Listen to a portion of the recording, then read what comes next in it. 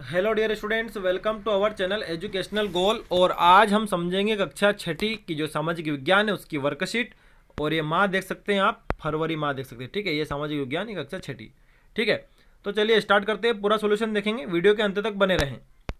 तो ये पहला प्रश्न है कि धरातल का सबसे गर्म भूभाग किन अक्षांशों के मध्य आता है। आपको एक चित्र दिया गया है और इसमें यह पूछा है कि कौन से अक्षांश में धरातल सबसे ज़्यादा गर्म रहता है। ठीक है, और इसके अलावा भी कुछ प्रश्न हैं, लेकिन पहले इसका आंसर देख लेते हैं। तो ये देखिए आंसर कि कर्क रेखा एवं मकर रेखा के बीच के सभी अक्षांशों पर सूर्य वर्ष में एक बार दोपहर में सिर के ठीक ऊपर होता है, इसलिए इस क्षेत्र में सबसे अधिक ऊष्मा प्राप्त होती है और ये गर्म रहता है। ठीक है, बाकी ये जो आंसर है पहले प्रश्न देखते हैं इनके, फिर इन आंसर को समझते हैं। ठीक है, तो देखिए प्रश्न, ये देखिए उत्तरी गोलार्ध में कर्क रेखा कितने अक्षांश पर खींची गई है। एक तो ये प्रश्न है।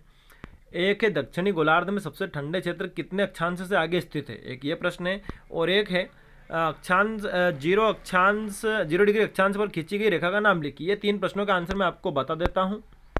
तो ये देखिए तीनों प्रश्नों के आंसर।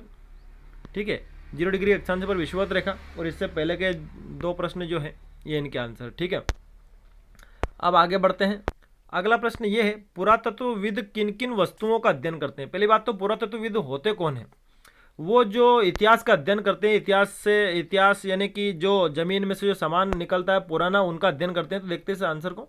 तो ये देखिए, प्राप्त औजारों, अभिलेखों, बर्तन, मूर्तियां, लिखित अभिलेख आदि से समकालीन मानव के रहन सहन के विषय में जानकारी प्राप्त करते हैं। यानी कि पुराने जो लोग क्या पहनते थे, क्या खाते थे, उनकी लिपि क्या थी, उनकी चित्रकारी कैसी थी, उनका अध्ययन करना जो किनका कार्य था, पुरातत्वविद का कार्य है। अब अगला प्रश्न है, शिलालेख और अभिलेख में अंतर क्या है। अभी मैं आपको प्रश्न दिखा दूंगा, आप आंसर देख लें।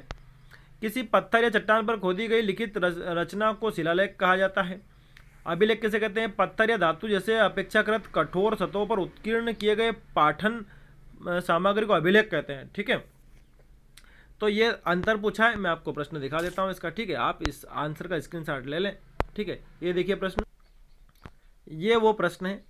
और इससे पहले भी एक प्रश्न है, उसको देख लेते हैं पहले। ये है प्रश्न, और क्या है इसमें, एक मानचित्र दिया है भारत का। ठीक है, पूरा स्थल दिए इसमें कुछ खास। और प्रश्न ने नीचे कुछ पूछा है कि ऊपर दिए गए मानचित्र के आधार पर नीचे दी गई तालिका में विभिन्न स्थलों को खोजकर लिखिए।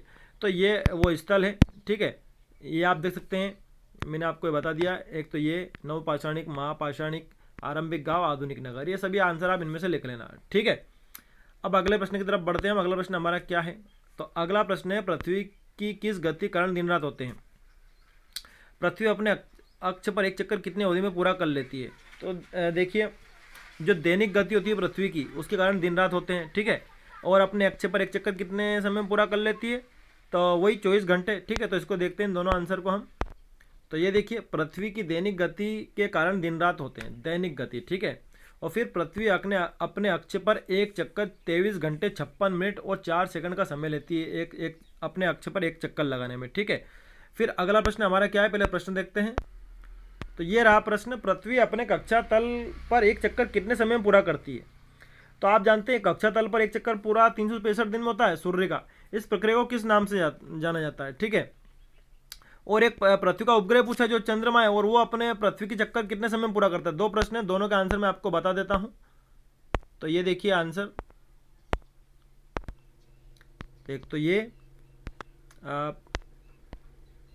देखिए, कक्षा तल पर एक चक्कर 365 दिन 5 घंटे 48 मिनट 45 सेकंड में पूरा करती है।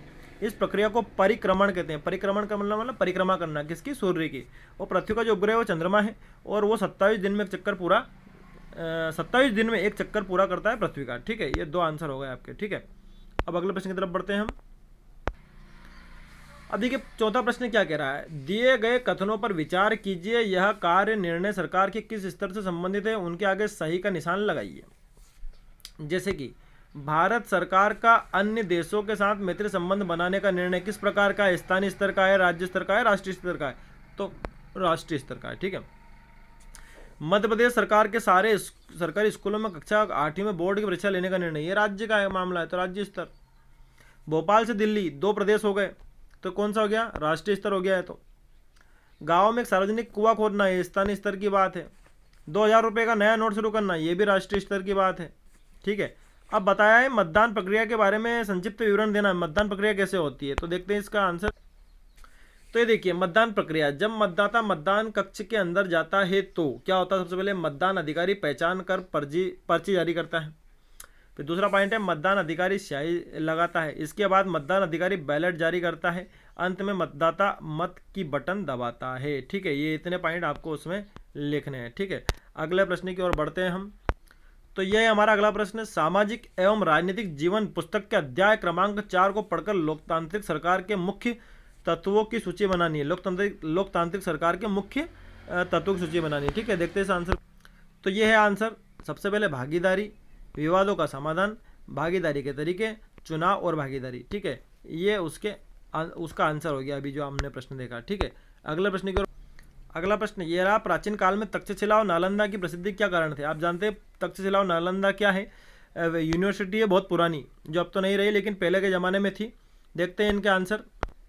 तो देखिए ये आंसर कि तक्षशिला और नालंदा दोनों ही प्राचीन काल में उच्च शिक्षा के महत्वपूर्ण और विख्यात केंद्र थे। संसार के अनेक देशों से विद्यार्थी यहाँ आकर उच्च शिक्षा ग्रहण करते थे। ठीक है, अब अगला प्रश्न देखते हैं।